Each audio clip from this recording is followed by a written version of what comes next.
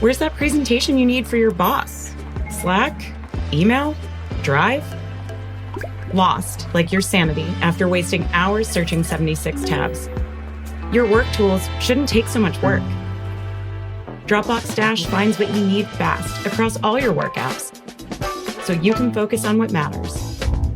Spend less time searching, more time creating. Learn more at dropbox.com/dash.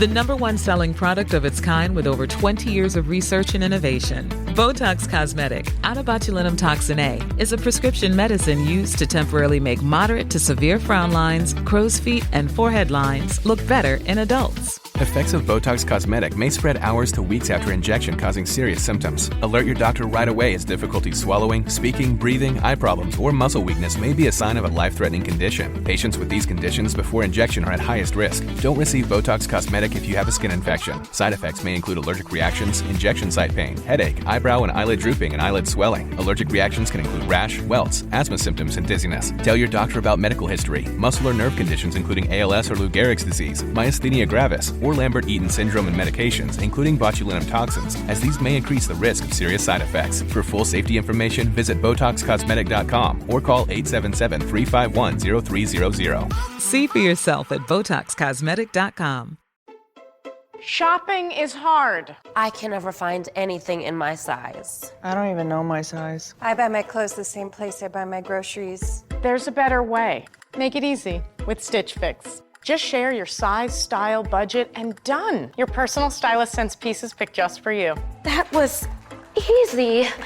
Stitch Fix. Online personal styling for everyone. Free shipping and returns. No subscription required. Get started today at StitchFix.com. Choice Hotels gets you more for your money so you can maximize any road trip. Like these road trippers making waffles and eating fresh fruit in their natural habitat. The breakfast area at a Comfort Inn. I just love seeing a vacation maximized in the wild. Check into more. Book direct at choicehotels.com. Hi, welcome to IKEA.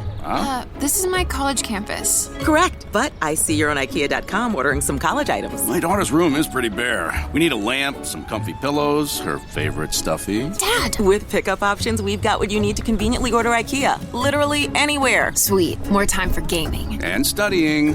Wait, where are you going now? Got to show the ultimate Frisbee team how easy it is to order from IKEA. Get IKEA whenever, wherever, however you want. Choose from thousands of pickup locations, affordable delivery options, and more. This episode is brought to you by Indeed. When your computer breaks, you don't wait for it to magically start working again. You fix the problem. So why wait to hire the people your company desperately needs? Use Indeed's sponsored jobs to hire top talent fast. And even better, you only pay for results. There's no need to wait. Speed up your hiring with a $75 sponsored job credit at Indeed.com/podcast. Terms and conditions apply. This episode is brought to you by Polestar. There's only one true way to experience the all-electric luxury SUV Polestar 3, and that's to take a test drive. It can go from 0 to 60 in as little as 4.8 seconds with the dynamic handling of a sports car. But to truly understand how it commands the road, you need to be behind the wheel. Up to 350 miles of range, the 3D surround sound system by Bowers & Wilkins. It's all something you have to experience to believe. So book your test drive for Polestar 3 today at Polestar.com. Close your eyes, exhale, feel your body relax, and let go of whatever you're carrying today. Well, I'm letting go of the worry that I wouldn't get my new contacts in time for this class. I got them delivered free from 1-800-CONTACTS. Oh my gosh, they're so fast. And breathe. Oh, sorry. I almost couldn't breathe when I saw the discount they gave me on my first order. Oh, sorry. Namaste. Visit 1-800-CONTACTS.com today to save on your first order. 1-800-CONTACTS. She's made up her mind to live pretty smart. Learn to budget responsibly right from the start. She spends a little less and puts more into savings. Keeps her blood pressure low and credit score raises. She's counting debt right out of her life. She tracks her cash flow on a spreadsheet at night. Boring money moves make kind of lame songs, but they sound pretty sweet to your wallet. PNC Bank, brilliantly boring since 1865. If you went on a road trip and you didn't stop for a Big Mac or drop a crispy fry between the car seats or use your McDonald's bag as a placemat, then that wasn't a road trip. It was just a really long drive. Ba-da-ba-ba-ba. At participating McDonald's. Welcome to the HCI family of podcasts. We're your source for personal, professional, and organizational growth and development. We share our own original research, explore industry trends, and interview executives and thought leaders from across the globe. Join us for practitioner-oriented content around all things leadership, HR, talent management, organizational development, and change management. Maximize your personal and organizational potential with the HCI family of podcasts.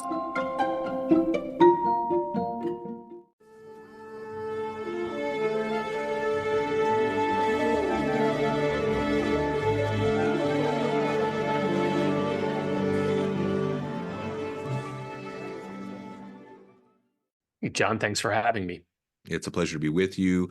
I'm south of Salt Lake City. You're joining us from the Gilbert, Arizona area. And today we're going to be talking about your recent book, The Nine, The Tectonic Forces Reshaping the Workplace. And as we were talking in the pre-interview, I think it's about the 1-year anniversary of the release of the book. So I'm excited to talk with you and unpack those 9 elements and explore like where you feel like things are a year later in terms of some of the predictions and the different forces that you see shaping the workplace. As we get started, I wanted to share Phil's bio with everybody. Phil Simon is a sought-after speaker, recognized authority on technology, collaboration, and the future of work, and he advises companies on how to use technology. His previous books include the award winners Reimagining Collaboration, Message Not Received, and The Age of the Platform. He is also the author of Zoom for Dummies and Slack for Dummies. You've done a lot of cool stuff, Phil. I'm just going to pause there. Anything else you would like to highlight by way of your background, personal context before we dive on in? That pretty much checks a lot of boxes. I guess that I'm either very curious or, to use a 50-cent word, peripatetic. With a Venmo debit card, you can Venmo more than just your friends. You can use your balance in so many ways. You can Venmo everything. Need gas? You can Venmo this. How about snacks? You can Venmo that. Your favorite band's merch? You can Venmo this. Or their next show? You can Venmo that. Visit venmo.me/debit to learn more. You can Venmo this, or you can Venmo that. You can Venmo this, or you can Venmo that. The Venmo MasterCard is issued by the Bancorp Bank N.A. pursuant to license by MasterCard International Incorporated. Card may be used everywhere MasterCard is accepted. Venmo purchase restrictions apply. Hey, it's Ryan Reynolds here from Mint Mobile. Now, I was looking for fun ways to tell you that Mint's offer of unlimited premium wireless for $15 a month is back. So I thought it would be fun if we made $15 bills. But it turns out that's very illegal. So there goes my big idea for the commercial. Give it a try at mintmobile.com/switch. Upfront payment of $45 for 3-month plan equivalent to $15 per month required. New customer offer for first 3 months only. Speed slow after 35 gigabytes if network's busy. Taxes and fees extra. See mintmobile.com. Running a business comes with a lot of what-ifs. But luckily, there's a simple answer to them. Shopify. It's the commerce platform behind millions of businesses, including Thrive Cosmetics and Momofuku. And it'll help you with everything you need. From website design and marketing to boosting sales and expanding operations, Shopify can get the job done and make your dream a reality. Turn those what-ifs into... Sign up for your $1 per month trial at shopify.com/special offer. This message is sponsored by Greenlight. With school out, summer is the perfect time to teach our kids real-world money skills they'll use forever. Greenlight is a debit card and the #1 family finance and safety app used by millions of families, helping kids learn how to save, invest, and spend wisely. Parents can send their kids money and track their spending and saving, while kids build money confidence and skills in fun ways. Start your risk-free Greenlight trial today at greenlight.com/Spotify. That's greenlight.com/Spotify. The Jack Welch Management Institute at Strayer University helps you go from, I know the way, to I've arrived with our top 10 ranked online MBA. Gain skills you can learn today and apply tomorrow. Get ready to go from make it happen to made it happen and keep striving. Visit strayer.edu/Jack Welch MBA to learn more. Strayer University is certified to operate in Virginia by Chev and has many campuses, including at 2121 15th Street North in Arlington, Virginia. I, in a way, admire people who could focus on one particular thing their whole career. To me, I'm always curious about how one thing affects something else. So if it seems like I'm a little bit all over the place, it's just because I'm naturally drawn to adjacent areas. But it's not like I write books about French poetry or Utah jazz. Very good. No, I hear you. That resonates with me. I don't know if it's like my squirrel mentality where I'm just like my attention gets drawn in different places, but I see a lot of things that are adjacent, a lot of I like to think of myself as an interdisciplinary kind of guy, which brings a lot of different connections. And sometimes I end up going down a path that's a little bit odd. But most of the time I find them to be quite complementary to each other. And it certainly satisfies my need for learning new things and trying new things and all of that as well. Well, one of the things I like to ask authors when I have them on the podcast is just like, why this book? Why now? Now, when I say why now, it's a year after the initial release of the book, but the topics are all still very timely. What really drove you to write this at this point in time? I think it was Toni Morrison, John, who famously said, if the book that you want to read doesn't exist, you have to be the one to write it. Go back to, seems like a million years ago, but late November 2022 when ChatGPT dropped. And I immediately, like a lot of people, said, this is a big deal. I think it took 5 days for ChatGPT to reach 1 million users, which completely crushed Facebook, the iPhone, Google going back to 1998. And I thought, this is a big deal. And I'd been thinking a little bit about some of the trends that were percolating through the workplace. But my previous 3 books on the future of work, Reimagining Collaboration, Low Code, No Code, and Project Management Hybrid Workplace, really went deep into one area. But I was curious about more of a survey book that couldn't possibly cover everything about any one of these topics, much less all of them.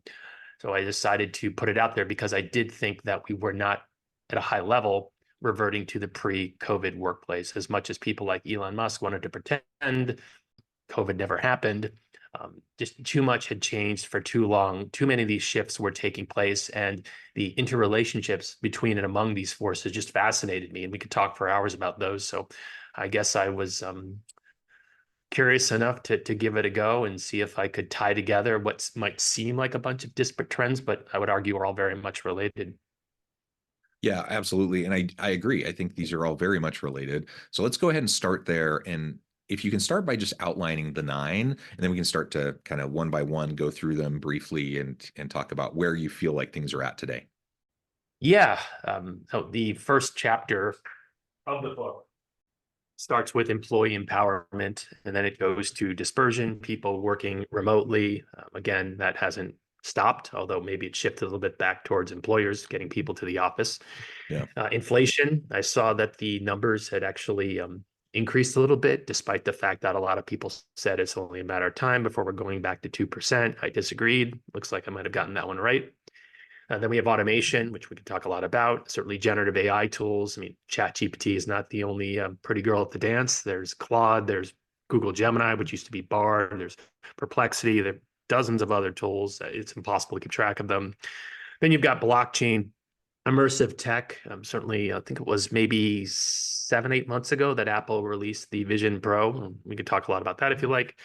And then you've got unhealthy analytics, and then finally fractions. So those are the 9 in a nutshell, and feel free to take that in any direction you want. Yeah, thank you. And as I think about, some of these trends, like you say, what was it, 1.5 years ago now, with the launch of ChatGPT, that really did cause quite a bit of a shakeup. I'm a professor. That's my full-time gig. And certainly, like, almost immediately, there were all these debates and consternation within higher education, within universities, and certainly in my university space. People were like, the age of the university's dead. What are professors going to do now? This was all the initial conversation, fear-mongering, really, around it, because what we've seen over time is that, just like anything else, just like the internet was, just like the personal computer was, just like any other technology, ChatGPT is a great tool that, if learned how to be leveraged ethically, can really support and enhance both what we do in our jobs as professors, but also how we help students learn, and how students can learn to utilize the tool in a ethical way. And so I look 1.5 years back and thinking about where the common conversations were around that time versus today. And I think there's still some fear, but I think largely people are recognizing, oh, this is actually something that could really benefit. And of course, is it going to shift the way we do things? Of course. One of the things that I've said to many of the faculty is, if you're teaching a class and you're giving an assignment to a student that can easily be completed by ChatGPT, then it's a crappy assignment and you shouldn't be doing it anyways. And so all it does is force us to up our game a little bit and be more compelling in the types of courses we design and the experiences and the learning activities that we provide to the students. And overall, like that's a higher ed kind of application. But overall, I see the same thing happening in the corporate space, in the government space, in the nonprofit space, that people are starting to realize we can leverage these technologies. And you listed several of them in the 9 of these various technologies that, yes, are they disruptive? Yes. Are they a little bit scary to some people? Absolutely. But can they be useful in helping us to be more productive or efficient in how we do our jobs and leveraged as a tool, just like any other technology tool? Absolutely. At least that's my take. Yeah, we could talk for hours and hours about any one of these things, but as a recovering college professor myself, I agree with you. It's forced professors to up their game. Are you familiar with Ethan Mollick out of MIT? His new book is called Co-Intelligence.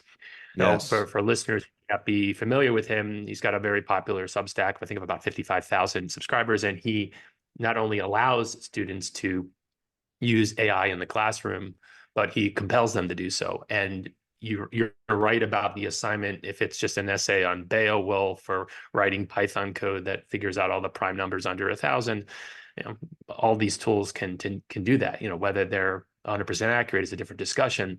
But yes, there is a parallel, because a lot of professors, based on my experience, are pretty change averse. I remember in the summer of 2017, when my former employer switched the learning management system, or announced the switch from Blackboard, which I despised, over to Canvas. I said, sign me up. But there were folks who hemmed and hawed because they had set up their Blackboard instance perfectly over the last 20 years. And even if it were the slightest bit different, that would just be a shock to them, and they didn't want to sign up. So yes, it is very much a microcosm of the changes taking place in the workplace. And as some smarter people than myself have said, you won't be replaced. If you're a lawyer, if you're a doctor, the person who will replace you is the person using the AI. So I agree, they are very powerful, but also very dangerous and scary. And we could talk about deep fakes and the need for tools like blockchain and provenance, but there's so much to unpack. I just thought that the individual technologies or directions might change a little bit, but these trends, these forces are only going to accelerate. And I just didn't see a book out there like it. Yeah, absolutely. And I completely agree along the lines of that acceleration. I think that the COVID pandemic really pushed a lot of people, a lot of organizations even further towards that acceleration, even faster, where, we really didn't have a choice. I mean, there were organizations that were entirely remote first organizations pre-pandemic. There were people that had been working remotely for decades pre-pandemic. And there were technologies, a lot of the same technologies that we started to embrace during the pandemic existed pre-pandemic. So it wasn't that all of a sudden, there were all these new things, though new things did develop out of necessity, but we had them. It's just there wasn't mass adoption, but the pandemic kind of forced organizations and people into mass adoption of various technologies that had been in place. And people who were resistant very quickly realized, oh, this is actually a great tool. Like, I can use this. It's super helpful, blah, blah, blah. We could go on about that all day. Come back after the pandemic, though, and you feel this pendulum swing of many leaders, especially kind of more traditional, often older leaders who really just kind of want to go back in time. They want to pretend like the pandemic didn't exist. They want, that's why we hear a lot of these kind of edicts of return to office mandates that are coming out in a lot of organizations. And sometimes it makes complete sense. Don't get me wrong. I mean, I'm not against working in the office. I'm in the office right now, but it's the blanket mandate saying everyone universally come back. It's a very odd thing to me that after a period of time where we saw so much volatility, so much the necessity for rapid pivoting and adjustment, that now there's kind of these universal one size fits all, everyone come back or else you're gone kind of mandates. And it's just, in my mind, kind of putting the head in the sand. And it's like a way huge overcorrection and pendulum swinging back towards the way it was pre-pandemic. And you highlighted one of the technologies that you talk about in the book, blockchain.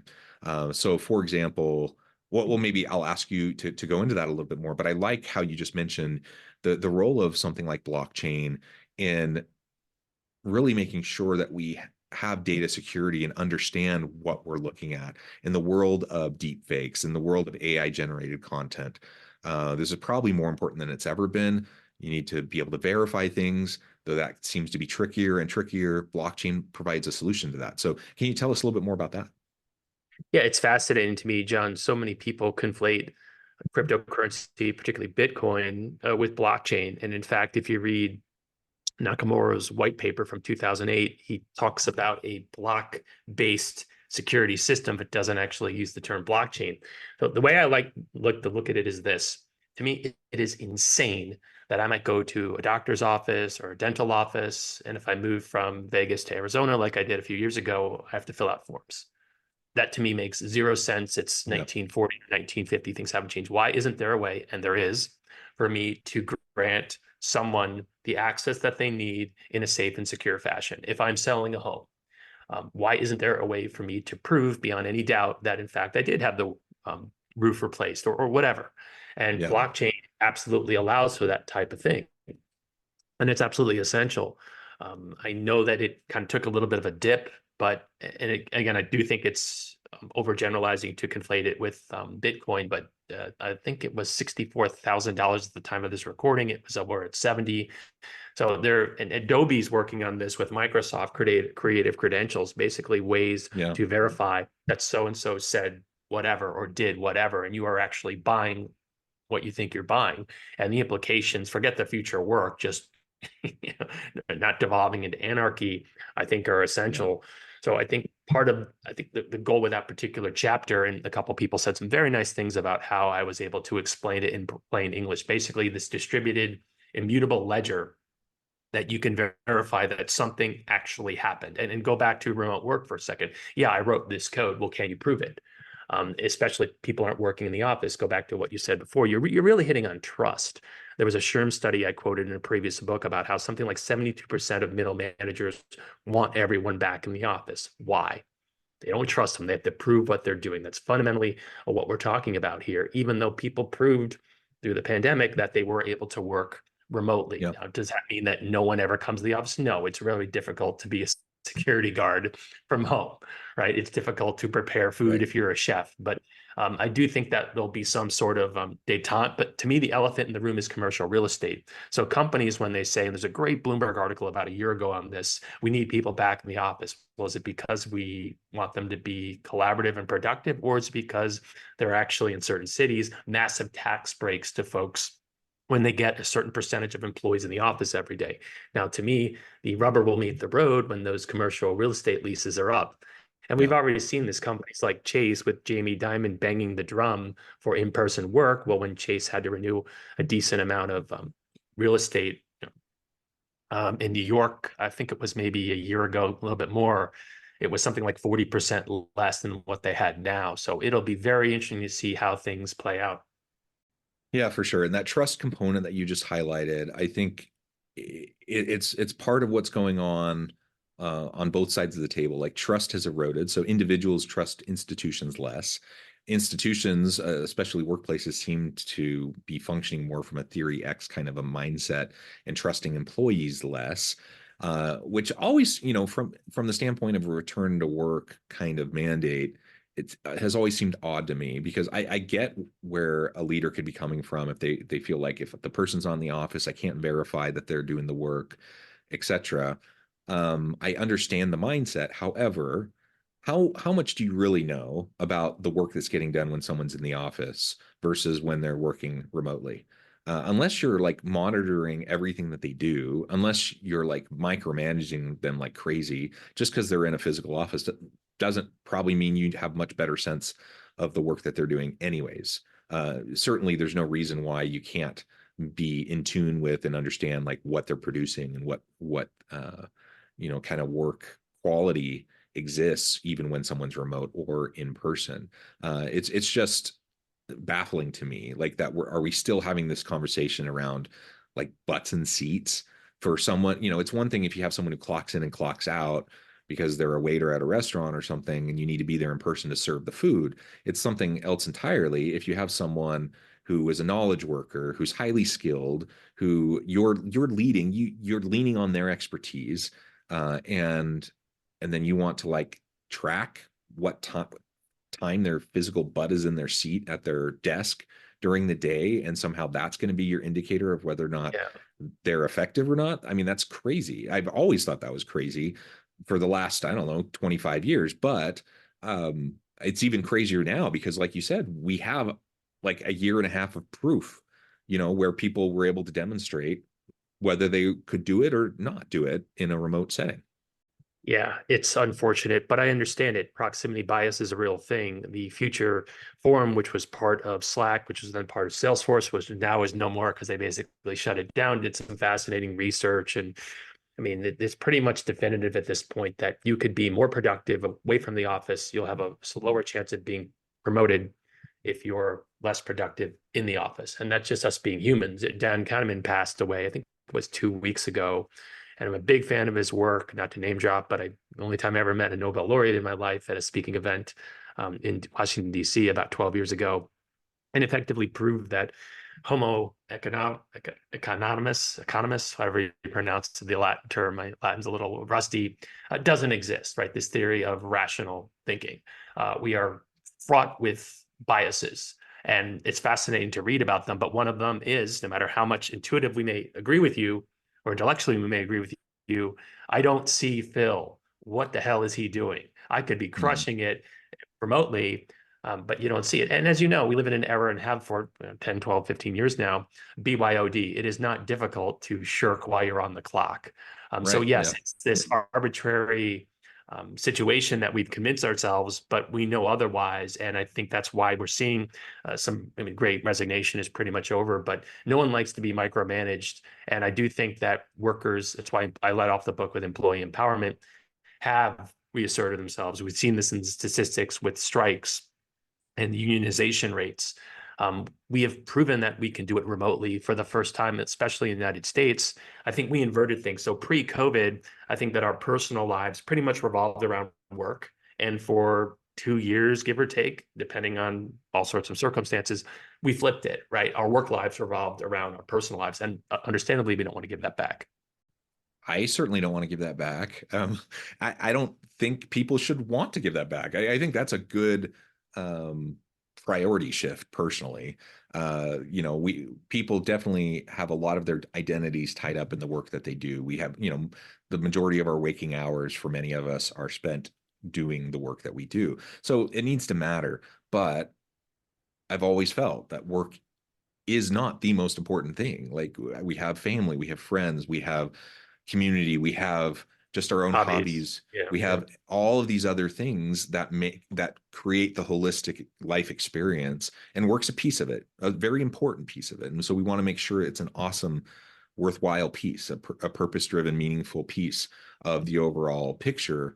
But yeah, I think it was totally backwards before. And I like that so many people have kind of reclaimed their own life, so to speak, in terms of their priorities and their boundaries and whatnot. And I was just looking at a study probably last Friday, looking at productivity gains over the last however many years. I think it was looking at productivity in 1950 and how on average we've increased productivity by about 2% every year. And so now we can produce, the average worker produces in about a little under 12 hours what used to take that same worker 40 plus hours to do back in 1950. So we have all these tremendous productivity gains. Some researchers had predicted that because of that, we would start to see reduced work weeks, reduced hours, and that we see that in some parts of the world. But we also see in the US, for example, while there's some talk around it, the most part, I don't see any employers being willing to all of a sudden have their workers work 20% less and still pay them the same salary, even though their productivity is so much higher today than it was 10 years ago, right? And so sharing those productivity gains is not something I see organizations super eager to do. Yet employees, workers recognize what's being expected of them today compared to 5-10 years ago, and largely are just saying, no, I'm not putting up with this anymore. Depending on the ebbs and flows of the labor market, sometimes workers have more power than others, and right now it's less than it was a year ago. But we know that we're in a time of labor shortage generally. We know that we're in a time of skills gaps generally across many industries and sectors, and particular types of STEM fields and such, that we're just going to continue to have a shortage. And because of that, I think organizations are going to have to refine and revise their people management approach, so if they want to attract and retain the best people who can help them produce great stuff, great products and services for the market. Yeah, there's a lot to unpack there, but you've touched on two of my forces in the book, one of which is unhealthy analytics. There was a great article, I think from August of 2022 from Vox. And the premise was everyone likes to talk about productivity, but nobody can define it. And in the book, I quote Goodhart's Law, which is one of my faves. It's a little obscure, but in effect, the minute that you decide to measure someone on X ceases to become an effective measure. And there are all sorts of examples, right? If in public schools, it's all about graduation rates. Well, as a former college professor, and we're, let's say, evaluated on student evals, right? It's pretty easy to get a good eval, just make it easy, but they don't really learn anything. The other thing, and I generally agree with you, when it comes to, and then there are a few companies that have said we are going to give you 5 days worth of pay for 4 days worth of work, but you're right, they are the exception rather than the rule. I have seen, and this is just anecdotal, I'm unaware if they exist, I'd love to see them, of any kind of studies or surveys or research around the rise in fractional leadership. A friend of mine actually just took a job for 3 days a week as a fractional chief product officer. Now, yes, part-time work, going back, moonlighting many years, decades. But we typically haven't seen that at a senior level. Now, no one's saying that Alphabet or Microsoft says, you know what, we only need a CFO 2 days a week. That's nonsense. Those are extremely valuable companies. But, especially when you throw in AI, could you get, 90% of the juice of a full-time person for only 3 days a week? And if you're a 300-person company that can't really afford to pay someone $400,000 a year for a chief marketing officer role, maybe this is kind of a bridge for now. And especially if you toss in remote work. With dispersion, people can, call in if they have to on a day they weren't supposed to work. They don't have to get on the plane. They'll have to drive to the office because inflation's still an issue. Yeah, they're just, it's really fascinating to me talking to folks about these forces and how they collide. Yeah, absolutely, Phil. Well said. This has just been a great conversation. We've only scratched the surface of what you unpack in your book, but I know at the time I need to let you go. Before we wrap things up for today, I wanted to give you a chance to share with the audience how they can connect with you, find out more about your work, where they can find your book, and then give us the final word on the topic for today. Yeah, philsimon.com. You can find me also on LinkedIn. But yeah, I'd love to hear from readers. I've tried to cover a lot of ground. I think it's by far my most ambitious book. And I'm every time I see a study on LinkedIn or Wall Street Journal or New York Times, I'm just my mind's always thinking about how does this, it's basically like, what do they say, a balloon? You squeeze one part and another part of it is there. So I hope people will check it out. I do think it's, my best work to date. Wonderful. Phil, thank you so much. It's been a pleasure. I encourage the audience to reach out, get connected, find out more about what Phil can do for you. Check out the book. And as always, I hope everyone can stay healthy and safe, that you can find meaning and purpose at work each and every day. And I hope you all have a great week.